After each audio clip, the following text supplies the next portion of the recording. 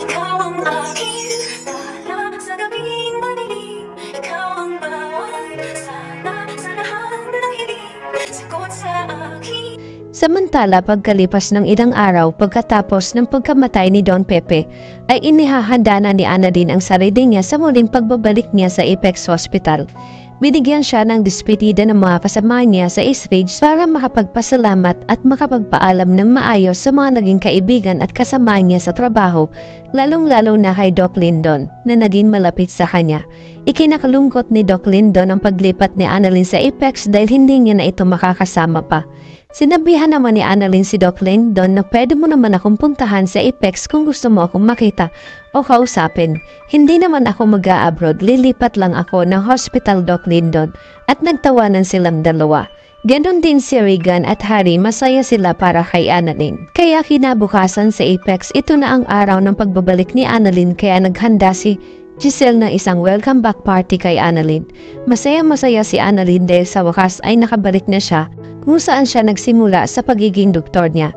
At sobrang natuwa din ang mga kaibigan ni Annalyn sa muling pagbabalik niya sa Apex. Lahat ay nagpalakpakan ng sabihin ni Giselle na, "Welcome back, Dr. Annalyn Santos."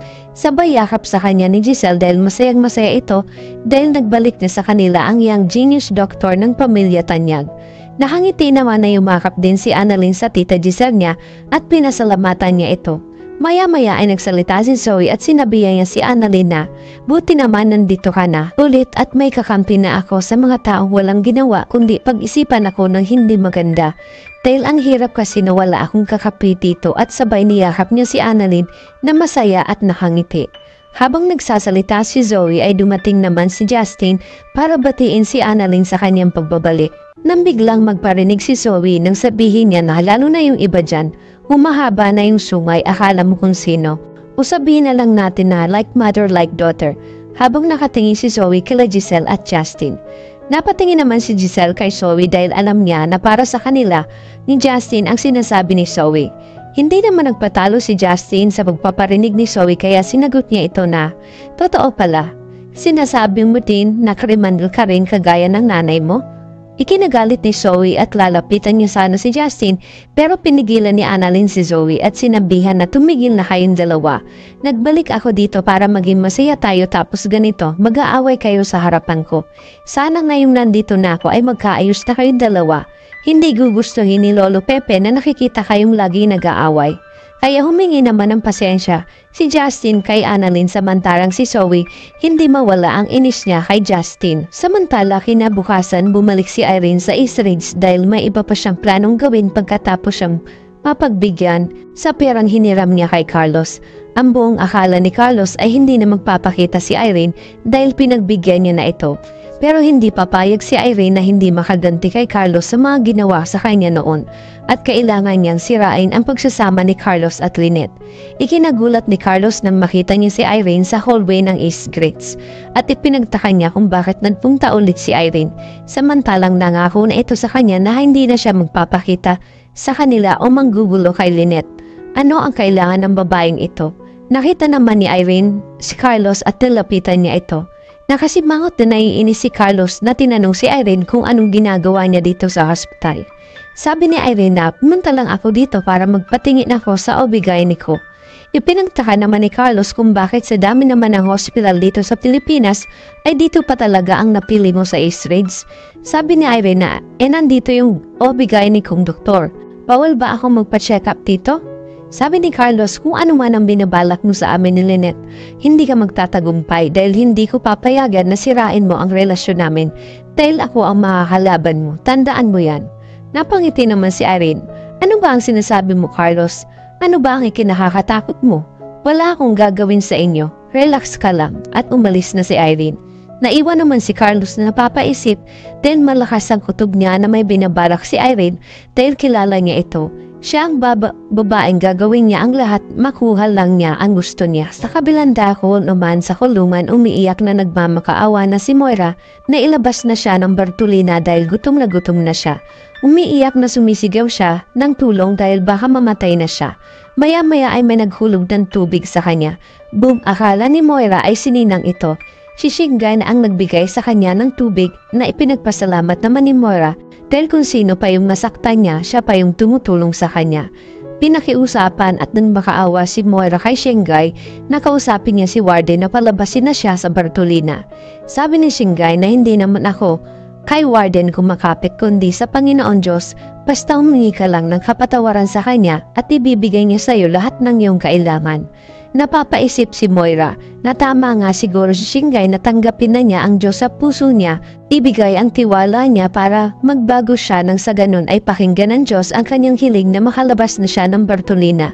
Kaya kinabukasan habang natutulog pa siya, hindi inaasahan ni Moira na makakalabas na siya ng Bartolina. Kaya nang makalabas ng Bartolina si Moira ay binago niya ang sarili niya na ipinagtaka naman ng mga kasamahan niya. Sa may hagdan, tahimik na nakaupo si Moira habang nagdadasal. Maya-maya ay nakita siya ni Ninan at nilapitan siya nito. Tinanong niya si Moira kung ano na. Dumating na ba yung perang inaantayin mo sa sponsor mo? Tinapos muna ni Moira ang pagdadasal niya, sa kanya hinarap si Ninang. Tumayo at sinabihan niya ito na hindi ko na itutuloy ang pagganti dahil nakapag-isip-isip na ako, ayoko na ng gulo, gusto ko nang baguhin ang sarili ko. Mas gugustuhin kong magbagong buhay na ngayon, kaya nagbago na ako. Hindi naman makapaniwala si Ninang kay Moira.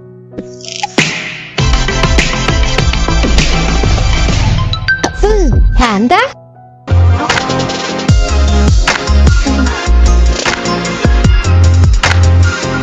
Ngayon, kaya nagbago na ako. Hindi naman makapaniwala si Ninang kay Moira kaya pinagtawanan niya ito. Sabi ni Ninang, ikaw ba yan Moira? Parang ihirap mong paniwalaan na nagbago ka na. Tigilan mo nga ako. Ano yung bago mong pakulo sa sarili mo? Naku, hindi yan uubra sa akin. Huwag mo ako niloloko Moira dahil kung sila nauuto mo, ibahin mo ako. At sabay nilayasan ni Ninang si Moira. Sa isip ni Moira na ito na ang plano niyang gagawin.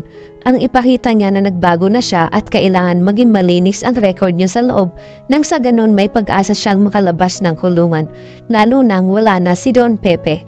Napapangiti naman si Moira. Samantala sa Apex simula na ng unang araw ni Annalyn at may isang pasyenteng dumating at dapat agad maoperahan dahil malala ang sakit niya.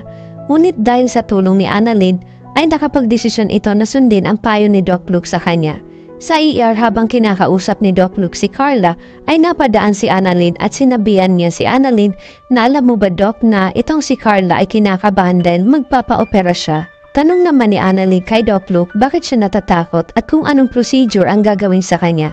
Sabi ni Doc Luke na hindi naman serious case kaya lang mas maigi na maagapan na para hindi na lumala pa ang sakit niya na nararamdaman niya. Maya-maya ay lumapit si Annalyn sa pasyente na si Carla upang ipaliwanag sa kanya ang gagawin na operasyon at huwag kang mag-alala dahil lahat ng doktor ng Apex ay magagaling at mababait. Aalagaan kanila ng maigi kaya wala kang dapat ikatakot. Ngumiti naman si Carla at sinabi niya na ang galing mo Doc. Nawala ang kaba ko nung ipanilawanag mo sa akin. Kaya nagpasalamat siya kay Doc Annalyn. Pagkatapos na umpinsin ni Annalyn ang pasyente na si Carla ay umalis na ito. Sa hallway nasa lubong niya ang tatay Robert niya at masaya niya itong niyakap at binati siya ng tatay Robert niya na welcome back anak. Makakalaya na kaya si Moira sa plano niyang pagbabago? Ano ang gagawin ni Irene sa buhay ni Lynette at Carlos? Magiging maayos kaya ang pagsasama nila Annalyn, Zoe at Justin sa Apex? Yan ang ating pakaabangan dito lang sa Abot Kamay na Pangarap. Huwag bibitaw at huwag kalimutan mag-subscribe. Maraming salamat po!